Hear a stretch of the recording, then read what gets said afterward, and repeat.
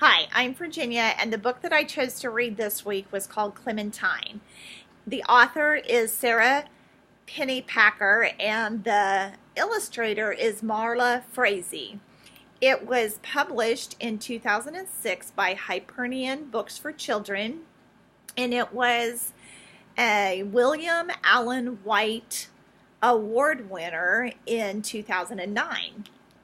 This book was about a third grade girl named Clementine, and she is always finding herself in trouble. And this particular week, she is a really hard week.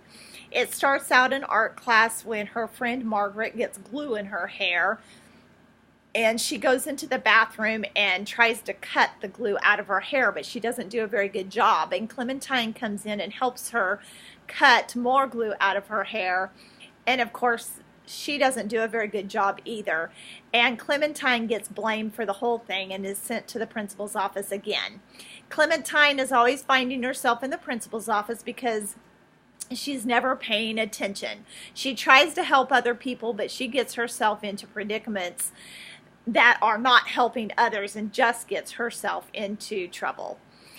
She's starting to believe, as the week goes on, she gets herself into more and more trouble, and she's starting to believe that she is the hard one that her parents talk about versus her brother, the easy one.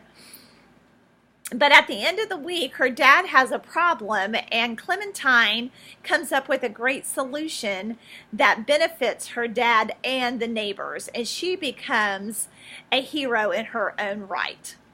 This book has very simple drawings, and they do not fill the whole page, and they're not on every page, but they do show clearly what is going on and bring life to the story. I would read this book to children because I think that it shows unconditional love and acceptance and friendship.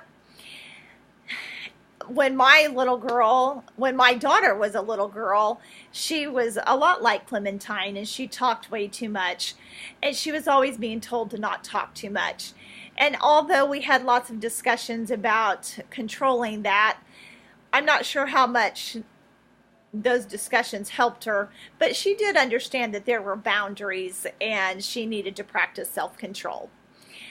An activity that I would do for this particular book, there was a part in the book where Clementine wants to make something special for her friend Margaret, and she wants to make a hat for her.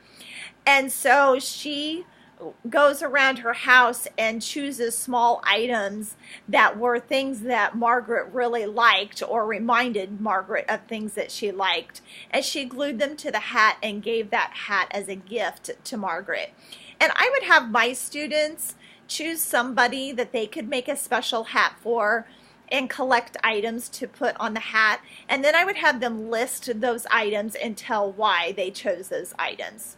This is my reflection, and have a good day.